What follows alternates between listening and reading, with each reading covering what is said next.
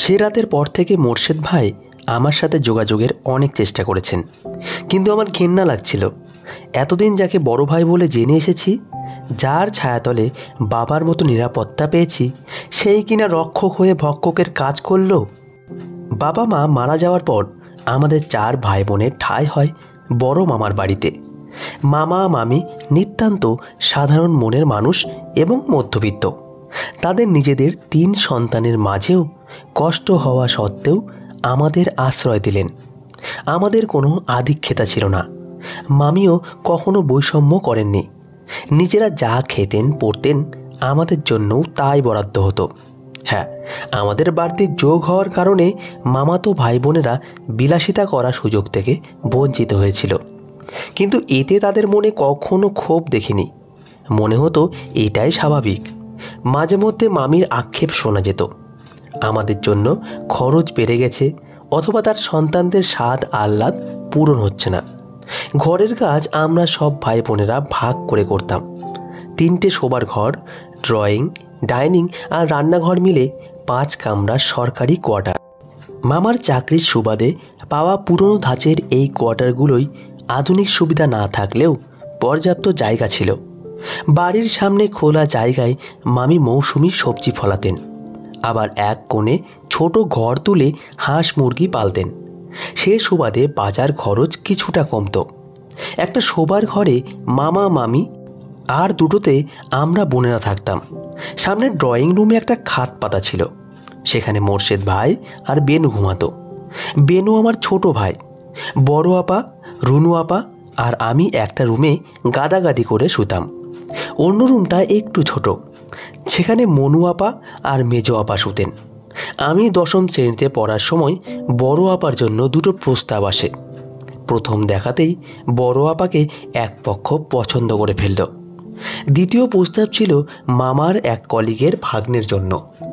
ওরা আপাকে আগে থেকেই দেখে পছন্দ করেছিল। প্রথম পক্ষ নাছোড়বান্দা হয়ে অল্প দিনের মধ্যে আপা জন্য পাকা কথা নিয়ে নিলেন। দ্বিতীয় পক্ষ একটু মন খারাপ করলেও পরে তারা মেজো আপাকে তাদের পাত্রের জন্য চেয়ে বসলেন।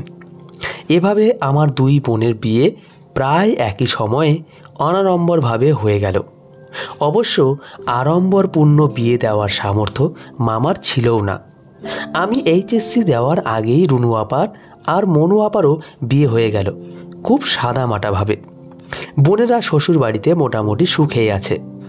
বাড়িতে এখন মামা মামি, আমি আর মোর্শেদ ভাই। বেনু বড় দুলাভাইকে নিয়ে গেছেন, সেখানে পড়াশোনার পাশাপাশি দুলাভাইয়ের ব্যবসার সাহায্য করে। ঘরের কাজে আমি যতক্ষণ পারি মামিকে সাহায্য করি। মোর্শেদ ভাই একটা বেসরকারি ব্যাংকে আছেন। আমাদের ভাই বোন সবার বড় মোর্শেদ ভাই। গত মাসে তার বিয়ে ঠিক হয়েছে। ভাবি খুব সুন্দরী। ভাবির অনার্স ফাইনাল পরীক্ষার জন্য বিয়েটা এখনও হয়নি। পরীক্ষার পর বিয়ে হবে। মোটামুটি 2 পরিবারের আসা যাওয়া চালু আছে। গত পরশু মামা মামি রুনু আপার বাসায় দাওয়াতে গিয়েছিলেন। আমার পরীক্ষা তার সাথে যায়নি। মোর্শেদ ভাইয়ের অফিসে পার্টি, উনি এখানে খেয়ে আসবেন, তাই আমি খেয়ে তাড়াতাড়ি শুয়ে পড়লাম। মামা মামি 10টার দিকে ফিরেছিলেন। ওরা ক্লান্ত ছিলেন বলে একটু তাড়াতাড়ি শুতে গেলেন। রাত 12:30টার দিকে মোর্শেদ ভাই এলেন। ওনাকে দরজা খুলে দিতে হবে, তাই আমি ড্রয়িং রুমে সোফায় শুয়েছিলাম। আমার খুব বাজে অভ্যাস, দরজায় বেল দিলেই জিজ্ঞেস করার আগেই দরজা খুলে দেই। সেদিনও তাই হলো। ঘুম চোখে দরজা খুলে দিলাম। মোর্শেদ ভাই কেমন চোখে যেন তাকিয়েছিলেন। গা থেকে কেমন উদ্ভট একটা গন্ধ পেলাম। কথা না বাড়িয়ে দরজা বন্ধ করে নিজের ঘরের দিকে যেতেই মোর্শেদ ভাই ডাক দিলেন পানি দিয়ে যেতে। মোর্শেদ ভাই এখন মনু আপাদের ঘরটায় থাকেন। আমি পানি নিয়ে ঘরের টেবিলে রাখতেই দেখি মোর্শেদ ভাই দরজা বন্ধ করছেন। আমি জিজ্ঞেস করতেই আমাকে ইশারা দিলেন চুপ থাকতে। ভাবলাম কোনো সারপ্রাইজ দিবেন হয়তো। কাছে এসে হঠাৎ আমাকে জড়িয়ে ধরে আমার ঠোঁট দুটো জোরে তার ঠোঁট দিয়ে চেপে ধরলেন। আমি আতঙ্কে চিৎকার দিলেও গঙ্গানি ছাড়া কিছু বের হলো না। মোর্শেদ ভাই আমার মুখে তার গামছা ঢুকিয়ে দিলেন। ধস্তাধস্তি এক পর্যায়ে আমাকে বিছানায় টেনে নিলেন। তার শক্ত জোরালো শরীরের সাথে আমার দুর্বল শরীর পেরে উঠল না। সে রাতে আমারই মামাতো বড় ভাইয়ের হাতে আমার ধর্ষণ হলো। মাতাল মোর্শেদ ভাই তার শারীরিক তৃপ্তি নিয়ে মরার মতো পড়ে ঘুমালেন, আর আমি ফজরের আজান পর্যন্ত হতবিহ্বল জেগে রইলাম। দু চোখ বেয়ে শুধু পানি ঝরেছিল। কি বলবো, কাকে বলবো যে মামা মামি নিমক খেয়েছি, তার ছেলের কথা কিভাবে বলি? নিজের ঘরে এসে বালিশে মুখ চেপে কেঁদেছি। তারপর গোসল করে 2 রাকাত নফল নামাজ পড়ে আল্লাহকে বলেছি, এ বিচার আমি আল্লাহর কাছে ছাড়া আর কারো কাছে চাইতে পারি না। বিচার চাইতে গেলে সন্দেহের তীর ছুঁড়ে আসবে, কথা উঠবে আমি নিশ্চয়ই মোর্শেদ ভাইকে বিয়ে করতে চাই, তাই আমি আশ্রিতা। গত 2 দিন ধরে মোর্শেদ ভাই অনেক চেষ্টা করেছেন আমার সাথে কথা বলতে। আমি ঘরে কাউকে বুঝতে দিচ্ছি না যতটা সম্ভব। তবুও মামি মামা জিজ্ঞেস করছেন, কি হয়েছে? ন্যূনতম খেতাম, সারাদিন ঘরে দরজা লাগিয়ে বসে থাকতাম। আমার ইনকোর্স পরীক্ষাগুলোতে কোনো মতে দিচ্ছি, পড়া আমার কিছুই হয় না। শুধু বারবার সেই রাত সেই ক্ষণ আমাকে তাড়া করে ফিরছে। রাতে মোর্শেদ ভাই আসার আগেই আমি খেয়ে রুমে চলে গেলাম। পিছন থেকে মামির ভৎসনা শুনতে পাচ্ছি, কি এমন পড়া, সারাদিন দরজা বন্ধ করে রাখিস? আগে তো ঘরে টুকিটাকি করে দিতি, আমারও বয়স হয়েছে, সেটা কি দেখিস না? আমি চুপচাপ চলে গেলাম। আধা ঘন্টা পরে মোর্শেদ ভাই এসেই বোমা ফেলল ঘরে। তিনি বিয়ে ভেঙে দিয়েছেন এবং তিনি আমাকে বিয়ে করবেন। ভাবির বাড়ি থেকেও ফোন আসা শুরু হয়ে যাবে একটু পর হয়তো। মামা মামি হতবাক, সাথে আমিও হতবাক। এতটা আশা করিনি। কিছুটা হাসিও পেল। তিনি তার অনুশোচনার জন্য প্রায়শ্চিত্ত করার জন্য আমায় স্বীকৃতি দেবেন। তাতে কি আমার ভেতরের ঘৃণা মিটবে? মামা হুঙ্কার দিলেন। মামি আমার দিকে তাকিয়ে বললেন, এই ছিল তাহলে তোর মনে? এতই যদি এই ঘরের বউ হওয়ার শখ ছিল, তবে আগে থেকে বললি না কেন? এত লোক হাসিয়ে আমাদের অপমান করার জন্য? মামি আরও বিভিন্নভাবে আমায় কথা শোনাচ্ছিলেন। এক সময় আমি মুখ খুললাম। মামা মামির সামনে আমি সেদিনের ঘটনা বলে দিলাম। মামি চিৎকার করতে করতে এসে আমার চুলের মুঠি ধরে টান দিয়ে বললেন, হতচ্ছাড়ি, আমার ছেলেকে ভুলিয়ে ভালিয়ে বিয়ে করার জন্য ফাঁদে ফেলে আবার আমার ছেলের চরিত্রে কলঙ্ক দিচ্ছিস। সারা জীবন খাইয়ে পড়িয়ে মানুষ করলাম, তার এই মূল্য দিলি? কোনো দিন আমি আমার বাচ্চারা শখ আহ্লাদও করতে পারিনি তোদের জন্য, আজ এই মূল্য দিলি? এখনই বের হয়ে যা, কালসাপের বাচ্চা।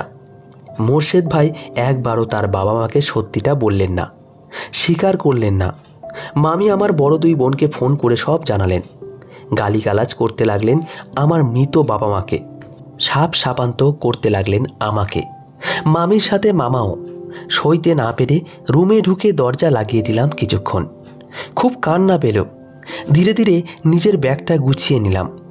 সারা রাত মামি একে তাকে ফোন করে আমার কৃতকর্মের কথা সবাইকে মোটামুটি জানিয়ে ফেলেছেন। ভোর হওয়ার আগে মোর্শেদ ভাইকে একটা চিঠি লিখলাম। মোর্শেদ ভাই, আপনার সাথে কথা বলার রুচি আমার নেই। সারা জীবন আপনাদের আশ্রিত ছিলাম, মামা মামি ছায়ায় ছিলাম। কখনো নিজেকে এতিম মনে হয়নি, আজ নিজেকে এতিম মনে হচ্ছে। এতদিন আমাদের ভাই বোনের জন্য আপনাদের স্যাক্রিফাইসগুলো শোধ দিতে না পারার কষ্টও কুড়ে কুড়ে খেত। প্রতিদান কিভাবে দেব সেটা খুঁজে পেতাম না। আপনাদের ত্যাগের প্রতিদান আমার সতীত্বের দামে নেবেন জানা ছিল না। ইতি আশ্রিতা। ভোর হতেই আমি বাড়ি থেকে বের হয়ে গেলাম। বড় আপা বারবার ফোন দিয়েছে রাতভর ওর ওখানে চলে যেতে। আমি ফোনটা বন্ধ করে সিমটা ফেলে দিলাম। দ্বিতীয়বার কারো আশ্রিতা হতে চায় না। এই যাবি, রেট কত তোর? কথাগুলো শুনে মনে হলো গায়ে কেউ অ্যাসিড ছুঁড়ে দিয়েছে। তাকিয়ে দেখি 35-36 বছর বয়সী এক লোক আমার দিকে জিজ্ঞাসু দৃষ্টিতে তাকিয়ে আছে। পরনে সস্তা ট্রেটনের শার্টটার বুকের 3টা বোতাম খোলা, লুঙ্গিটা খানিকটা ছুঁয়ে নেমে গেছে মাটিতে। মুখ দিয়ে সুরভি জর্দার গন্ধ ভুর ভুর করে বের হচ্ছে। মামি সুরভি জর্দা কৌটা থেকে এমন গন্ধ পাওয়া যেত। কী রে, তোর তো ভারী দেমাক, রেট কত তোর? আমি কিছুক্ষণ তাকিয়ে আস্তে আস্তে চোখ নামিয়ে নিলাম। পার্ক থেকে বের হয়ে গেলাম। বাড়ি থেকে বের হয়ে প্রথমে বান্ধবীর হোস্টেলে গেলাম। ওর কাছে ব্যাগটা রেখে সারাদিন বিভিন্ন মহিলা হোস্টেলগুলোতে খোঁজ নিলাম। কোথাও বাসা ভাড়া নেওয়ার মতো ক্ষমতা আমার নেই। সম্বল বলতে বড় আপার ঈদে দেওয়া 2000 টাকা যেগুলো আমি জামা কাপড় না কিনে কলেজে পাওনা পরিশোধের জন্য রেখেছিলাম। আর নিজের জমানো 2700 টাকা। মামা কলেজ যেতে প্রায়ই গাড়ি ভাড়া বাবদ 20-50 টাকা দিতেন। দুলাভাইরা বেড়াতে 1-200 টাকা হাত খরচের জন্য দিত। আমার কখনো কখনো কোনো বাড়তি বিলাসিতা ছিল না। এগুলো আমি জমাতাম ফর্ম ফিল আপ বা বই খাতা কেনার জন্য। ভবিষ্যতে কি হবে বা কি খাবো আপাতত কিছুই মাথায় আসছে না। একটা থাকার জায়গা দরকার। বান্ধবীর হোস্টেলে সিট খালি নেই বলে একটু বিপদেই পড়লাম। সারাদিন কিছু খাওয়া হয়নি, পা যেন আর চলতে চাইছে না। বিকেলের পর একটু জিরোতে পার্কে বসেছিলাম। বিভিন্ন কথা মনের মধ্যে উথাল পাতাল করছিল। যে কখন সন্ধ্যা হয়ে গেছে আমার খেয়াল ছিল না। লোকটার কথায় খারাপ লাগলেও আমি তাকে দোষ দিই না, কারণ ভর সন্ধ্যাবেলা ওখানে কোনো ভদ্রঘরের মেয়ে একা বিহবল বসে থাকবে এটা আশাতীত। আবার এলাম বান্ধবীর কাছে। আমার খুব লজ্জা হতে লাগলো। কারো আশ্রিত হতে চাইনি, কিন্তু আমি নিরুপায়। আমার সারাদিনে না খাওয়া চিমসে মুখ দেখে সে অনেক প্রশ্ন করতে লাগলো। মোর্শেদ ভাইয়ের অংশটুকু ছাড়া তাকে যতটুকু বলা যায় ততটুকুই বললাম। সেও তার পরিচিত কয়েকজনকে নক দিল। কোথাও খালি নেই। ওর রুমে বর্ডার 3 জন। ওরাই প্রস্তাব দিল যতদিন কোথাও ব্যবস্থা না হয় আপাতত ওদের ওখানে গেস্ট হিসেবে থাকার। তবে সেটা 1 সপ্তাহের বেশি যেন না হয়। ততদিন সবার মিলঝুল করে চালিয়ে যেতে হবে। আমি মনে মনে আল্লাহর প্রতি কৃতজ্ঞতা জানালাম। সারা রাত আমার পায়ে নির্ঘুম কেটে গেল। সকালবেলা উঠে প্রথমে কলেজে গেলাম। এক বান্ধবী তার খালাতো ভাই বোনের জন্য গৃহশিক্ষক খুঁজছিল। কয়েকদিন আগে ওর মুখে শুনে আমি নিজেও অনেককে বলেছি। ভাগ্যের ফের আজ আমাকে এখানে দাঁড় করিয়ে দিল। মামার বাসায় থাকতেও বেশ কয়েকটা টিউশনের অফার এসেছিল, কিন্তু মামির কাজে সাহায্য করার জন্য সেগুলো ফিরিয়ে দিয়েছি। বান্ধবীর সাথে দেখা হলে ওকে বললাম টিউশনটা আমি করতে চাই। সে একটু অবাক হলেও মুখে কিছু বলল না। কথায় বলে যার কেউ নেই তার আল্লাহ আছেন। ওই দিন আমি একসাথে 2টো টিউশন পাই। 2টো টিউশন করলে মাস শেষে 5000 পাবো। আমার কোনো মতে চলে যাবে। 1 সপ্তাহ হওয়ার আগেই একটা পরিবারের সাথে পেইং গেস্ট হিসেবে উঠে গেলাম। পরিবারটি এক বর্ডার আপুর পরিচিত। স্বামী স্ত্রী এবং তাদের 3 মেয়ে নিয়ে পরিবার। পরিবারের কর্তা একটা বেসরকারি অফিসের কেরানি। দেখতে রোগা, অপুষ্ট চেহারা। তার স্ত্রী এবং 3 মেয়ে 4 জনেই স্থূলকায়। কিছুদিনের মধ্যে একটা ব্যাপার লক্ষ্য করলাম। ভদ্রলোকের স্ত্রী এবং তার মেয়েদের ব্যবহার এমন যেন আমি তাদের বাসায় আশ্রিত। কথায় কথায় খাবার খোঁটা দেয়, কাজ নিয়ে ভাগাভাগি করে। নিম্নমানের খাবার আমার জন্য দিচ্ছে, অথচ টাকা পুরোটাই নিচ্ছে। আবার মাঝে মাঝে বাড়তি টাকাও আবদার করছে। একদিন বাসি হয়ে যাওয়া নষ্ট ছোট মাছের তরকারি আমাকে খেতে দিল। ওরা আমার খাবার রুমে রেখে যেত। ভাবলাম হয়তো গরমে তরকারি নষ্ট হয়ে গেছে। এরকম 1 সপ্তাহে 3 বার হয়ে গেলে আমি আন্টিকে বিষয়টা জিজ্ঞেস করতেই তিনি প্রথমে অস্বীকার করলেন। তারপর আমাকে বললেন, এত ফুটানি হলে অন্য কোথাও চলে যাও। মিথ্যা অপবাদ দিয়ে আমাদের বদনাম করতে চাও? তোমাদের মতো ছোটলোক পরিবারের মেয়েদের মুরুদ নাই, কিন্তু ফুটানি যায় না। এসব স্বভাবের জন্য নিজের পরিবারেও থাকতে পারে না। সেই রাতেই আমাকে ঘর ছেড়ে দিতে বলা হলো। তখনও মাসের মোটে 10 তারিখ। আন্টি সাপ জানিয়ে দিলেন পুরো মাসের টাকা দিয়েই যেন বের হই, নয়তো তিনি জানেন কিভাবে টাকা আদায় করতে হয়। অথচ তার কাছে আমার জামানতের 3000 টাকা রয়ে গেছে। আমি বললাম আমার জামানত থেকে মাসের টাকা রেখে বাকি টাকা ফেরত দিতে। তারপর দিন সকালে টাকার সাথে সাথে আমার কপালে মিথ্যা অপবাদ জুটল। আমি নাকি তার স্বামীর সাথে ঘনিষ্ঠ হতে চেষ্টা করছি, তাই আমাকে বের করে দিচ্ছেন। তিনি আশেপাশের মানুষ জড়ো করে উচ্চ স্বরে এসব কথা বলতে লাগলেন। আমি কথা না বলে বের হয়ে এলাম, কারণ আমার পায়ে যখন মাটি নেই প্রতিবাদ সেখানে শব্দ হবে না। এক পরিচিত আবুকে নখ দিয়ে আগেই একটি মেসেজ শীট নিয়েছি। তল্পিতল্পা নিয়ে আমি সেখানে উঠে গেলাম। বানবাসী মানুষের মতো একবার এখানে আর একবার ওখানে করতে গিয়ে আমি আমার সাথে ঘটে যাওয়া দুর্ঘটনার ফলাফল নিয়ে ভাবার সময় পাইনি। 1 মাস পার হয়ে আরও 20 দিন চলে গেলেও আমার চলতি মাসের পিরিয়ড হলো না। ব্যাপারটা বুঝতে পারার পর এটা নিয়ে কোনো ইমোশন কাজ করেনি। এই দুর্ঘটনাকে আবেগ দিয়ে ভাবলে আমার পথ চলা দায় হয়ে যাবে। প্রথম মাসে টিউশনের টাকাটা পেয়ে সোজা চলে গেলাম কমিউনিটি ক্লিনিকে। ওরা নানা প্রশ্ন করতে লাগলো, বিয়ে হয়েছে কিনা, স্বামী কই, সাথে এলো না কেন, ইত্যাদি ইত্যাদি। সত্যি বলার ইচ্ছে ছিল না, মিথ্যে বলার দরকার মনে করিনি, তাই চুপ ছিলাম। আমাকে চুপ থাকতে দেখে একজন আয়া বলে উঠলেন, কার সাথে লবর টবর করতে গিয়ে ওটা বাঁধিয়ে নিয়ে এসেছে আর কি। এগুলো টাকা পেলেই যার তার সাথে শুয়ে পড়ে, বাপ মায়ের দেয়া টাকায় তো আর বিলাসিতা করতে পারে না। আমার দু চোখ জ্বলতে শুরু করেছে, তবুও কিছু বলিনি। অ্যাবর্শন যখন ডাক্তার করেছিলেন, প্রচণ্ড ব্যথায় মাগো বলে চিৎকার দিয়েছিলাম মনে আছে। মেসে ফেরার সময় রিকশার ঝাঁকুনিতে মনে হলো প্রাণ বেরিয়ে যাবে। মেসে ফিরে বাথরুমে ঢুকে হাউমাউ করে কেঁদেছি। দিনে মেসের বোর্ডাররা তেমন কেউ থাকে না বলে নিজেকে ধরে রাখিনি। মনে মনে একটুই চাওয়া ছিল নিজের কাছে, এ জীবনে শোনার প্রতিটি কথা, প্রতিটি প্রশ্নের জবাব একদিন নিশ্চিত দেব। তারপর থেকে শুধু কলেজ, টিউশন আর বিভিন্ন কম্পিটিটিভ পরীক্ষার জন্য নিজেকে তৈরি করা। এর ভেতর বড় দুলাভাই কলেজে খোঁজ নিয়েছেন, কিন্তু আমি দেখা করিনি। একদিন হঠাৎ রাস্তায় বেনুর সামনাসামনি পড়ে গেলাম। আমার খুব ইচ্ছে হলো একবার ভাইটাকে একটু আদর করি, কিন্তু বেনু আমায় দেখে খুব সহজেই মুখ ফিরিয়ে চলে গেল, যেন আমি চলতি পথে কোনো পথচারী। বছর দুয়েক পরের ঘটনা, অনার্স পরীক্ষার রেজাল্টের দিন। আমি মেসেই ছিলাম। একজন এসে বলল কেউ একজন আমায় খুঁজতে এসেছে। আমার রুমমেটরা অবাক, আমাকে তো এতদিনে কেউ কোনো খুঁজতে বা দেখা করতে আসেনি।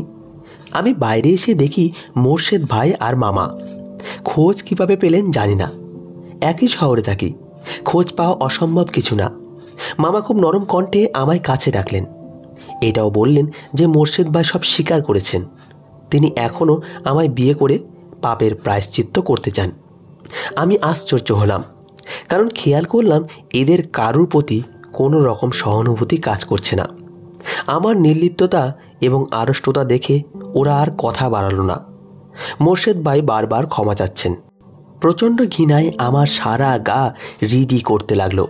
কিসের ক্ষমা? আমি সরাসরি উনের চোখের দিকে তাকিয়ে বললাম, আপনাদের ত্যাগের মূল্য তো শোধ হয়ে গেছে, এখন ক্ষমা চাওয়ার নাটকটা বাদ দিন, দয়া করে বিদেয় হন। এই সপ্তাহে আমি মেসটি ছেড়ে দিয়ে নতুন আরেকটা মেসে উঠলাম। সে বছর আমি একটা বেসরকারি প্রতিষ্ঠানে অফিস সহকারী হিসেবে জয়েন করি। চাকরির পাশাপাশি সমানে পড়াশোনা চলতে থাকে। লক্ষ্য একটাই, বিসিএস দেব। রোজ অফিস শেষে একটা কোচিং সেন্টারে পড়তে চাই। ফিরতে রাত হলে গলির মুখে দাঁড়িয়ে থাকা মানুষগুলোর চোখ অনেক কথা বলে। তাদের দৃষ্টিতে শরীরে সাপ ছেড়ে দেওয়ার মতো মনে হয়। রোজ রাতে আল্লাহকে বলি, আর একটু ধৈর্য দাও, আর একটু যেন সইতে পারি। প্রথমবার বিসিএস পরীক্ষার জন্য খুব পরিশ্রম করে তৈরি হলাম। পরীক্ষা 2 সপ্তাহ আগে হঠাৎ জ্বরে পড়লাম। প্রচণ্ড জ্বরের ঘোরে প্রলাপ বকতাম। পরীক্ষায় টাইফয়েড ধরা পড়ল। রুমমেটরা সরকারি হাসপাতালে ভর্তি করিয়ে দিল। ওরা সকাল বিকেল পালা করে দেখতে যেত, রাত জাগত। প্রায় 2 সপ্তাহ পরে জ্বর একটু কমলো। রিলিজ নিয়ে বাসায় আসার পর অফিসে ফোন দিলে জানা গেল আমার চাকরিটা প্রায় নেই। আমাকে তার পরের দিন জয়েন করতে বলা হলো। গেলাম, সারাদিন অফিস করে মেসে ফিরে আবারও জ্বর। এবার সেই জ্বর মাস 2 ভুগিয়ে ছাড়ল। আমার ওজন কমে গেল, লম্বা চুল প্রায় ঝরে গেল। আমার চাকরি চলে গেছে, হাতে টিউশনও নেই। তার কাছ থেকে ধার করে কিছুদিন চলার পর আবারও টিউশন শুরু করলাম। এবার আর চাকরি নিলাম না, টিউশন পড়াই আর নিজের পড়া পড়ি। হঠাৎ একদিন পরিচয় হলো এক ব্যাংক কর্মকর্তার সাথে। চমৎকার সুদর্শন মানুষটিকে আমার ভালো লাগতে শুরু করলো। সে আমাকে উৎসাহ দিত বিসিএস পরীক্ষার জন্য পড়তে। আমরা একসাথে স্বপ্নও দেখেছি সুন্দর ভবিষ্যতের। সে বলতো আমার অতীত নিয়ে তার মাথা ব্যথা নেই। আমরা বিয়ে করব ঠিক করলাম। সে আমার বিসিএস না হওয়া পর্যন্ত বাসায় জানাবে না। বিসিএস হলে তবে একসাথে 2টো সারপ্রাইজ দিবে। ওর পরিবার মোটামুটি চিনতো আমাকে। এর মধ্যে একদিন ভাবলাম আমাদের সম্পর্ক তো একটা পরিণতির দিকে যাচ্ছে, আর আমার অতীত নিয়েও তার কোনো মাথা ব্যথা নেই।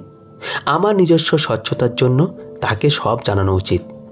আমরা দেখা করলাম। সে আমার হাত ধরেই ছিল। আমি তাকে সব বলে দিলাম। আমি মামার কাছে মানুষ, এতিম, এসব সে জানতো। তাতে কোনো সমস্যা ছিল না। যখনই সে রাতের ঘটনা এবং আমার অ্যাবর্শনের কথা জানালাম, তখনই সে অট্টহাসি দিয়ে উড়িয়ে দিল। বলল, এই 21 শতকে এসব নিয়েও সমস্যা হয় নাকি? আমার বুকের পাথরটা নেমে গেল।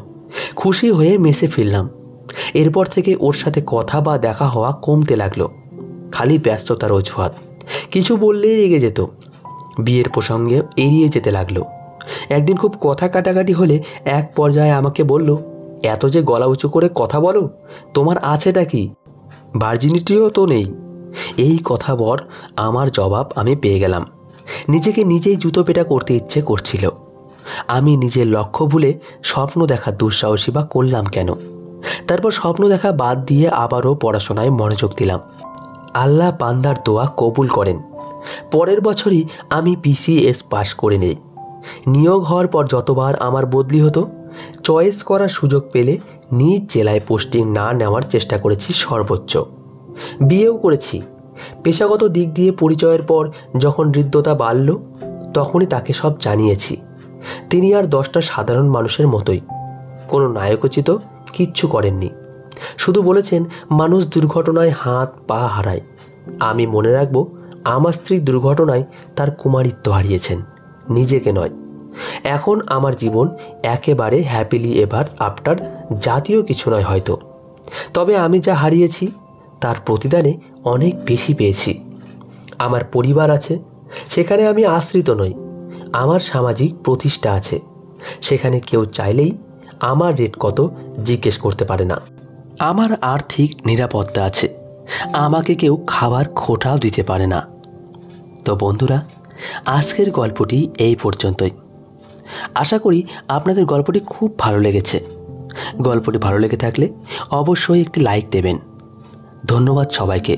ভালো থাকবেন।